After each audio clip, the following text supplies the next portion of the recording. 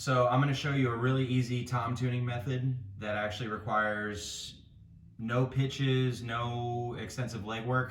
Here we go.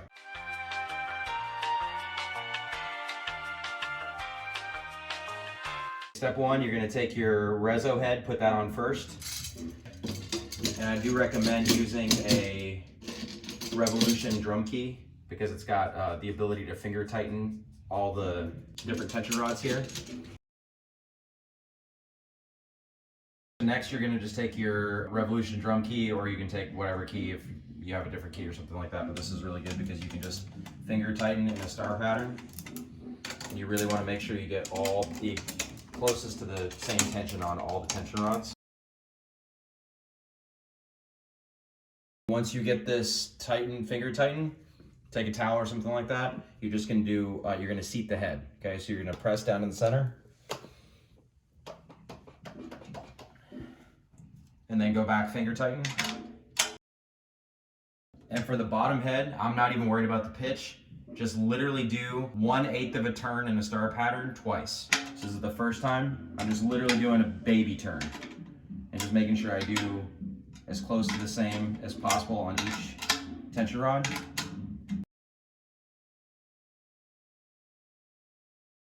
Now we're going to do the exact same thing with the batter head.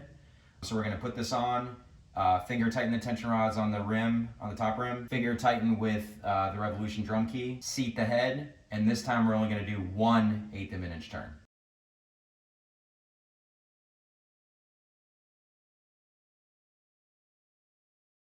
Just to review, bottom head seated, finger tightened, a total of a 1/4 inch turn over 2 rotations, so 1/8 of a turn twice.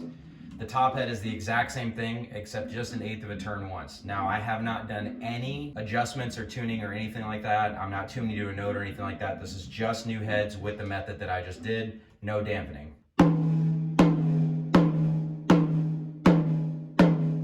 I'm going to take the exact same method I did for the 10-inch tom, and I'm going to do the same thing for the 12 and the 16.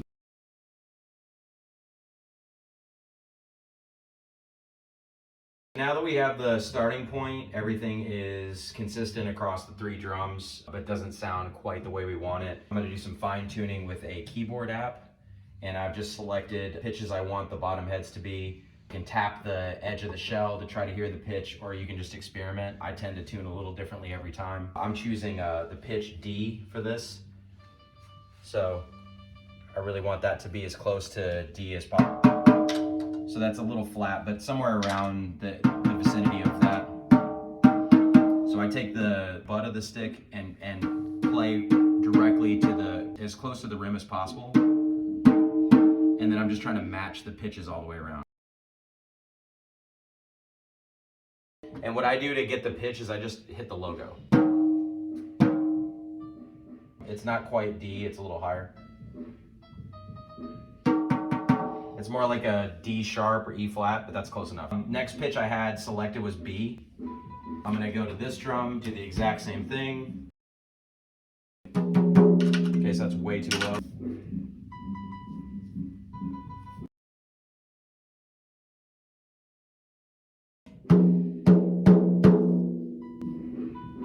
And then the bottom head of the floor tom, I also chose D, so there's an octave between the bottom and the top drum.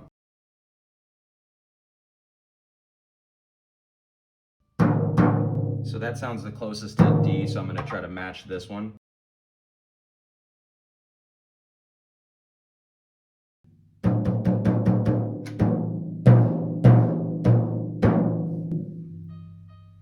So it's around D, D sharp. Now let's see how we ended up with the sound on the top. Okay,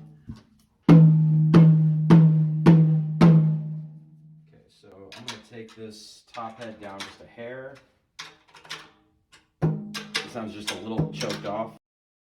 Okay, that sounds a little better.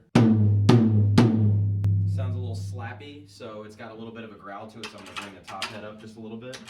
Again, just little baby turns.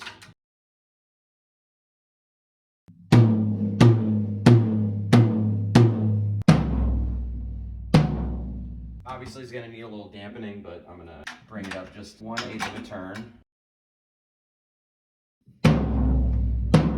Still sounds pretty growly. I'm just gonna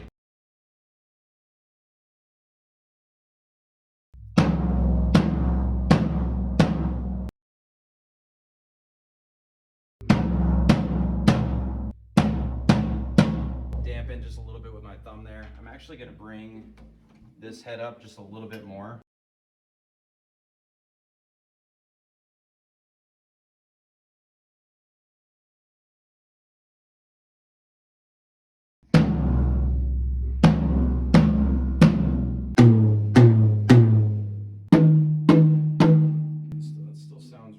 Choked off. So because this is going to sound choked off, I'm actually going to bring this head down just a little bit.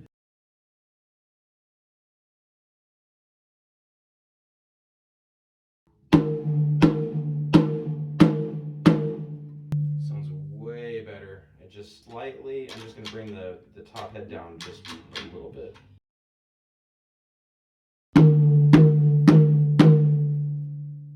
And we are done. For the bass drum, same approach, except I do 2/8 of a turn on each side, similar to the way that we did the Rezo heads.